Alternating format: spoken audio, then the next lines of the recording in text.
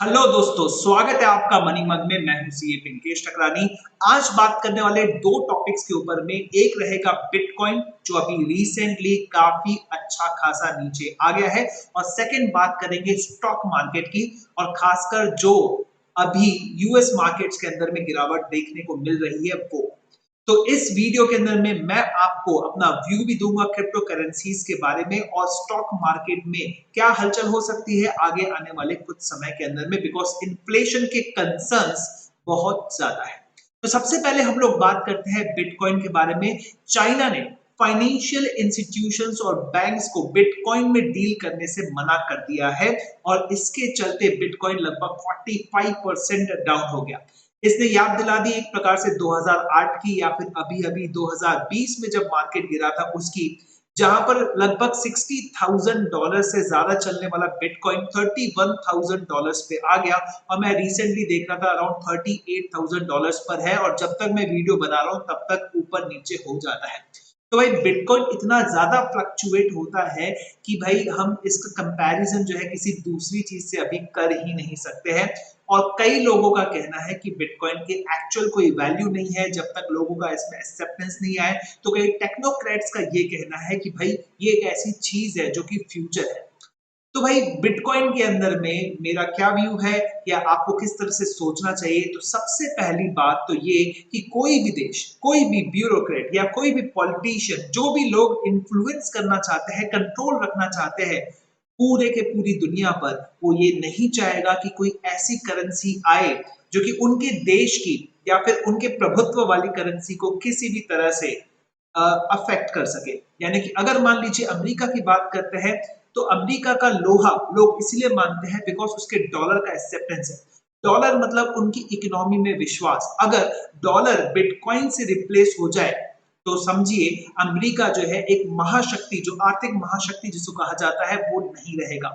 इसीलिए कोई भी देश ऐसा नहीं चाहेगा कि उसकी करेंसी का एक रिप्लेसमेंट आए, और वो भी बिटकॉइन जैसा जहां पर उनका कोई भी कंट्रोल ना हो। इसलिए मुझे ऐसा लगता है कि बिटकॉइन आगे चल के जो है एक बहुत बड़ा जो है निगेटिव फिगर रहेगा for all the politicians, for all the countries that have their very good currencies इनके पास में रहती है, एक्सेप्टेड करेंसीज जिसको लोग मानते हैं। और साथ ही साथ सहूलियत के एंगल से देखें, क्या एक कमर्शियल करेंसी बन सकती है, तो इसमें बहुत टाइम लगने वाला है।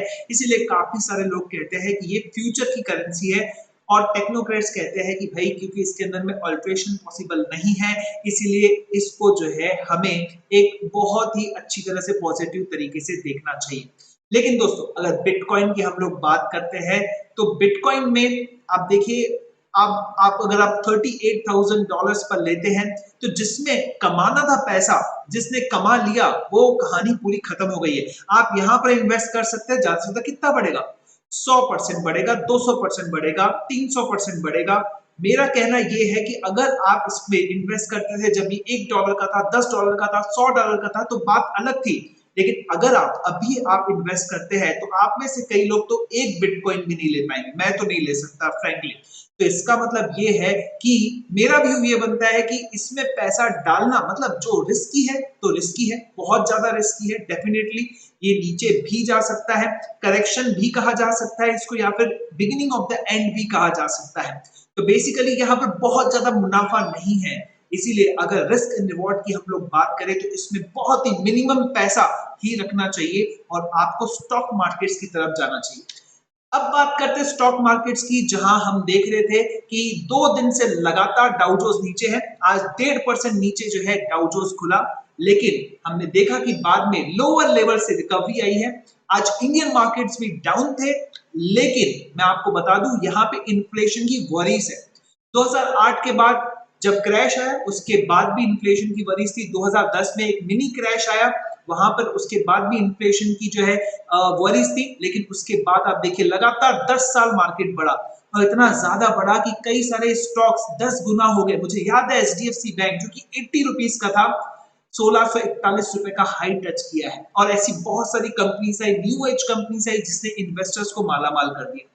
तो बेसिकली जो मार्केट में डाउनफॉल आपको दिख रहा है, ये टेम्पररी ही रहेगा। कुछ भी कर लीजिए, कोई भी एसेट क्लास ले लीजिए, सबसे ज्यादा पैसा आपको स्टॉक मार्केट बना के देगा। एंड डेफिनेटली उसमें इस तरह के फ्लक्चुएशंस नहीं आएंगे जो कि बिटकॉइन या फिर अदर करेंसीज के अंदर आते हैं। जिनको पैसे कमाने थे वो कमा के निकल गए हैं, निकलने की तैयारी कर रहे हैं। मुझे ऐसा लगता है कि बहुत ही मिनिमम आपके पोर्टफोलियो का 1 या 2% से ज्यादा पैसा बिटकॉइन के अंदर में नहीं होना चाहिए। ये मेरा पर्सनल ओपिनियन है, आप इससे डिफर कर सकते हैं। कई लोगों ने दोनों चीजों में पैसे कमाए, स्टॉक मार्केट हो, बिटकॉइन हो, लेकिन मैंने भी बिटकॉइन के अंदर में पैसे डाले थे। 16,000 डॉलर्स का जब था तब मैंने पैसे डाले थे, लेकिन बहुत जल्दी निकाल भी लिए थे। लेकिन मैं आज खुश हूं कि वो 4 साल पहले डाले थे और आज 4 साल के बाद में वो पैसे सिर्फ डबल ही होते थे मेरे। एंड डेफिनेटली जो है स्टॉक मार्केट में उससे ज्यादा पैसे जो है मैं अगर सेम पैसा डालता तो कमा लेता था, और कमाया भी है, नो डाउट अबाउट इट। सो मैं आपसे कहूंगा दोस्तों कि देखिए अभी क्योंकि गिरा है तो इसको अपॉर्चुनिटी करके मत लीजिए, बिकॉज चाइना ने जो एक्शन लिया है ऐसा ही एक्शन दूसरी कंट्रीज भी लेगी। और इंडिया में तो लॉ भी आने वाला है कि अगर आप बिटकॉइन से किसी भी तरह का डील करेंगे तो जेल भी हो सकती है। और बड़ी इकोनॉमीज जब इस तरह के बैन्स आना शुरू कर देगी तब ये जो वर्चुअल करेंसी है जिसके बहुत गुणगान गाए जाते हैं, इसमें इसके एक्सेप्टेंस पे बहुत बड़ा खतरा हो सकता है।